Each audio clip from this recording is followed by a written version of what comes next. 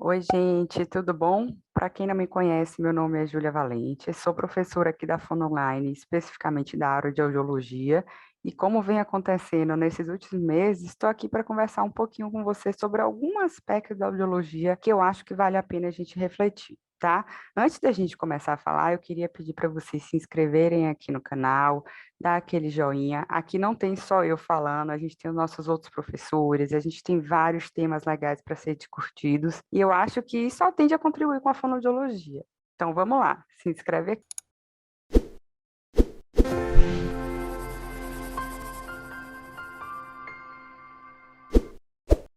Então, gente, eu estava pensando sobre o que a gente poderia conversar, né?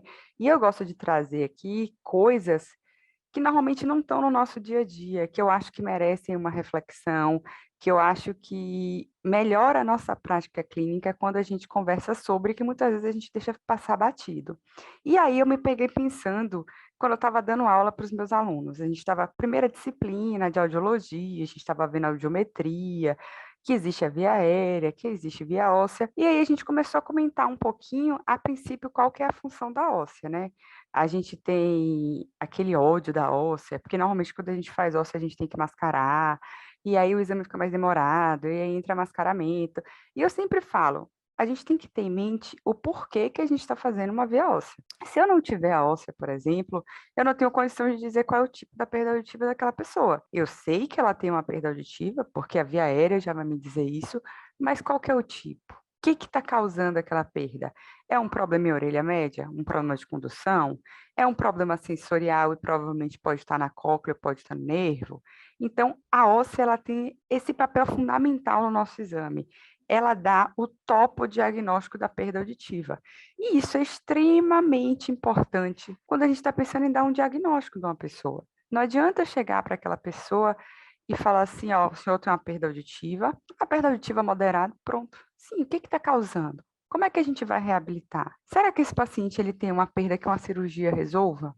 Será que o problema dele é de discriminação porque morreu células ciliadas? Será que esse paciente é recrutante e aí ele tem uma alteração exacerbada? Será que realmente aquele valor que eu achei daquele lado é aquele, não é a óssea do outro lado que está respondendo e eu tenho que mascarar o exame para saber? Então, por mais que a gente não goste, que a gente tenha raiva, que a gente sabe que quando tem que fazer óssea, provavelmente o nosso exame ficou muito mais demorado. A óssea, ela é fundamental. Se a gente não fizer óssea, a gente não tem, primeiro, um resultado fidedigno e que traga dados realmente importantes para como reabilitar aquele paciente, né?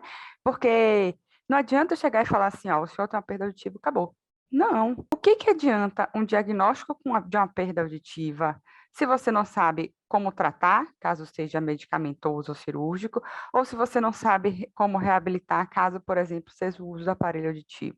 Do que adianta ter um diagnóstico se você não tem nada para fazer com aquele diagnóstico? Nada. E é aí que a óssea vem. Porque, primeiro, eu posso confiar no resultado que eu tenho, porque eu já vi se a óssea do outro lado pode eu estar ouvindo, se precisa mascarar, se não precisa mascarar. E segundo, eu consigo dar um topo diagnóstico, qual é o tipo de alteração que aquela pessoa tem, e isso vai fazer com que que a pessoa tenha uma reabilitação ok. Eu já vivi na prática clínica isso, né? Eu já vivi um caso que um paciente estava indo, teoricamente ele tinha um componente áudio, né, que ele fez antes, tinha dado um componente condutivo daquele lado, e aí ele ia fazer uma cirurgia. E aí o médico pediu para repetir o exame antes da cirurgia, porque ele queria um exame mais atualizado e porque o paciente estava começando a se queixar do outro lado. Quando ele chegou para a gente para fazer o exame, infelizmente a gente descobriu que o exame dele estava errado, que aquela alça não estava mascarada. E o que ele tinha daquele lado não era uma perda de condução, não era uma perda condutiva. O que ele tinha era uma perda sensório-neural. E a direção do tratamento é completamente diferente. Não é cirúrgico, é você pensar, será que tem um tumor? Vamos fazer um exame de imagem, vamos fazer um PEAT para ver o que está acontecendo. Então, vejam como é importante eu conseguir dar o topodiagnóstico. E eu só consigo dar topodiagnóstico, ou seja, o tipo da perda auditiva se eu fizer a óssea. Então, assim, eu sei que é meio estranho, é a primeira vez que a gente ouve o conceito de óssea, a gente não imagina, né, uma pessoa leiga que ainda não estudou, que possa existir a condução óssea. Quando a gente fala de mascaramento, a gente fica com ódio da óssea, porque a óssea sempre mascara, porque quando eu tenho que mascarar a aérea, é porque a óssea é do outro lado que está ouvindo, mas a óssea é o que dá a funcionalidade do que a gente está fazendo. Então, eu acho que a gente tem que pensar e refletir um pouquinho nisso. E é tão importante a gente ter esse raciocínio que eu vou trazer um outro casinho aqui, já que a gente está falando de óssea, para vocês terem em mente. Quando a gente pensa, quando que a gente faz óssea? Pronto, se a óssea a gente faz para saber o tipo de perda auditiva, eu vou ter que fazer óssea quando eu tiver uma perda auditiva. Muito bem, o raciocínio é esse, está certíssimo. Então, se eu estiver falando de adulto, 30, 35, 40, qualquer valor de aérea que signifique uma perda auditiva, eu vou fazer óssea.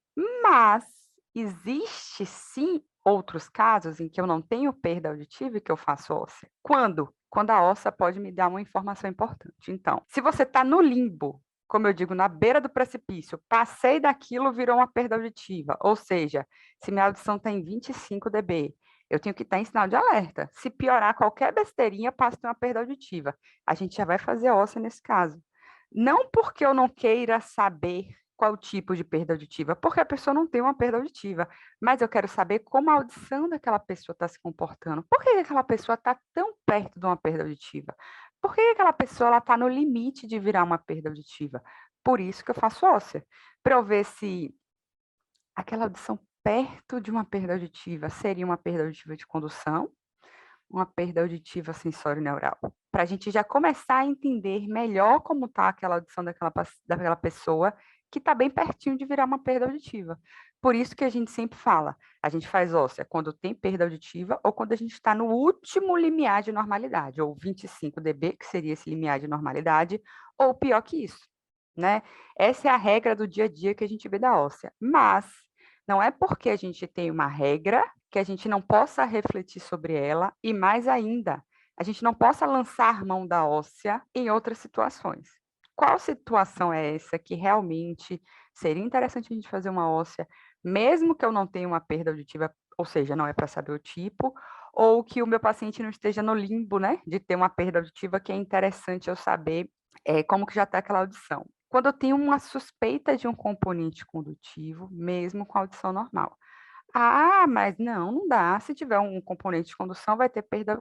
Repara, audição normal até quando? Até 25. A gente está falando de adulto aqui, tá? Eu testo no audiograma até quando? Até -10. Então, vamos supor que eu era uma pessoa normal, ouvi em 5. Nariz ficou ruim, entrei num quadro gripal, tive otite. Se o eu que ouvi em 5 começar a ouvir em 20, eu vou ter um componente condutivo, porque eu vou ter a minha aérea em 20 e minha óssea em 5, mesmo com audição normal. Ah, não. Então, agora eu vou ter que fazer óssea para todo mundo, inclusive quem é normal? Aí não tem condição. Claro que não, né, gente? A gente tem que usar, primeiro, do bom senso e, segundo, na nossa capacidade de fazer o raciocínio clínico, de ter raciocínio clínico para cada paciente que a gente está atendendo. Por isso que eu bato tanto com vocês que a gente precisa ter raciocínio clínico, tá? Por isso que a gente tem um curso daqui sobre raciocínio clínico.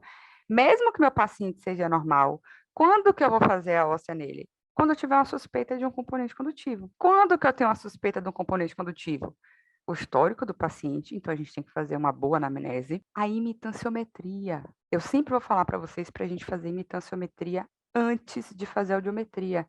Se eu tenho uma curva tipo B, se eu não capto reflexo, por que que eu não vou captar reflexo se esse paciente é normal? Qual que é a lógica disso? Nenhuma. Isso começa a me dizer que pode existir um componente condutivo. Então, são para esses casos específicos. Por exemplo, durante muito tempo eu trabalhei aqui no Centrinho, que atendia pacientes fissurados. E a gente sabe que pacientes fissurados, eles têm o véu palatino não funciona bem, a própria tuba auditiva também não. Então, eles têm, igual paciente com síndrome de Down, né? Eles têm um maior número de otites de repetição. Às vezes, chegava um paciente para mim fissurado, com histórico de otite de repetição, com histórico de problema de nariz, renite, sinusite, falando para mim que o ouvido dele estava tapado. Eu fazia imitanciometria, dava lá uma curva tipo C, uma curva tipo B, não captava reflexo. Quando eu ia para áudio, estava dando normal. Esse caso, eu tenho que fazer via óssea. Esse caso é um caso típico, entendeu? Por isso que, primeiro, a gente tem que ter o raciocínio clínico. Segundo, a gente não pode achar que a óssea, ela é vilã. ela é nossa melhor amiga, porque é ela que ajuda a gente a fazer um diagnóstico funcional, de eu saber aonde realmente está a alteração, tá? E terceiro, a gente tem que saber correlacionar exame e ter pensamento crítico, tá?